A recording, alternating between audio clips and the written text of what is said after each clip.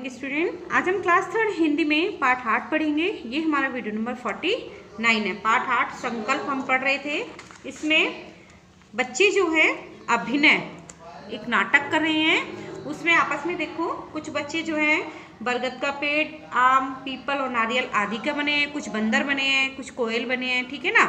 ऐसे ही देखो, सभी आम, पीपल, नारियल आदि सभी पेड़ जो है वो बरगद के पेड़ के पास जाते हैं और कहते हैं कि हमारे जीवन की रक्षा हम कैसे करें, क्योंकि लोग दिन प्रतिदिन पेड़ों को काटे जा रहे हैं। हम कहाँ रहेंगे और किस प्रकार अपने जीवन की रक्षा करेंगे। अब हम आगे का पढ़ेंगे। अब देखो, आपस में बातें करते हुए 3 बच्चे को प्रवेश अतः आते देख वृक्ष चुप हो जाते हैं। जैसे ही 3 बच्चे बातें करते हुए आते हैं तब वृक्ष जो है वो चुप हो जाते हैं। पहले मोहक है, मोहक कह रही है, उफ कितनी गर्मी है, धूल और धुएं से मेरा तो दम घुटा जा रहा है। जहाँ देखो वह मोटर स्कूटर गाड़ियों का धुआं और शोर। मोहक ने कहा, उफ ये कितनी गर्मी है, धूल और धुएं, इतनी धूल और धुएं की वजह से मेरा दम जो है वो घुट रहा है। ये मोटर स्कूटर गाड़ियों का जो धुआं है, इनका शोर है और इनके चलने से जो धूल उड़ रही है उससे मेरा दम घुट रहा है।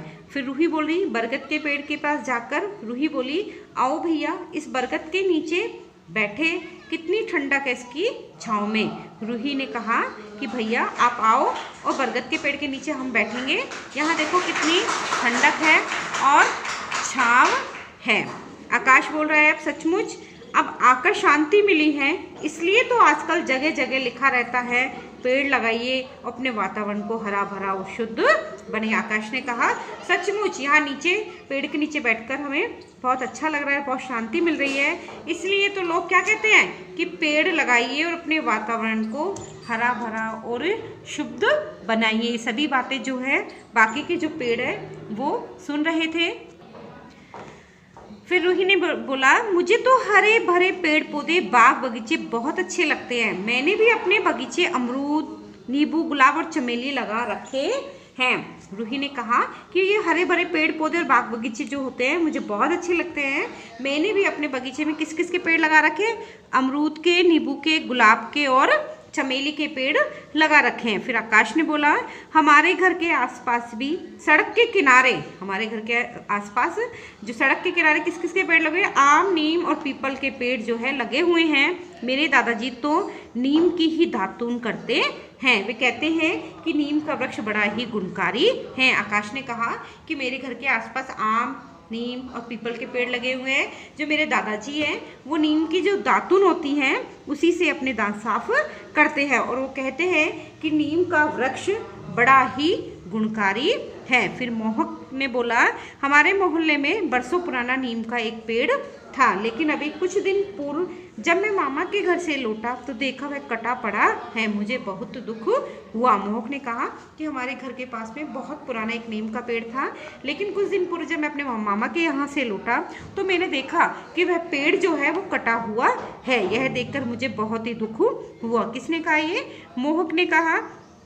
फिर रूही ने बोला, हाँ भैया, मेरी दीदी जी कहती है कि वृक्षों में भी प्राण होते हैं। रूही ने कहा, मेरी दीदी ने बताया कि वृक्ष जो होते हैं उनमें भी प्राण होते हैं, वे भी सांस लेते हैं, पानी पीते हैं, उन्हें भी भोजन चाहिए, कटने से उन्हें भी कष्ट होता है। रूही ने कहा, मेरी दीदी ने बताया कि वृक्षों में भी प्राण होते हैं, वे सांस लेते ही हैं, क्योंकि जो ऑक्सीजन हम लेते हैं वो हमें पेड़ पौधों से ही प्राप्त होती है और जो हम कार्बन डाइऑक्साइड छोड़ते हैं पेड़ वह ग्रहण करते हैं और उसी से अपना भोजन बनाते हैं। इसलिए जब पेड़ काटते हैं तो उनको भी कष्ट होता है। सभी पेड़, शाबाश बच्चों शाबाश। ये सारी बच्चों की बात जब सभी पेड़ सुन रहे थे तो सभी पेड़ों ने बोला, शाबाश बच्चों शाबाश, तुमने आज बहुत अच्छी बात कही है। बरगद ने कहा, तुम्हारी बातें सुनकर हमने संतोष की सांस ली है। अब तो हम तुम लोगों से ही कुछ आशा कर सकते हैं।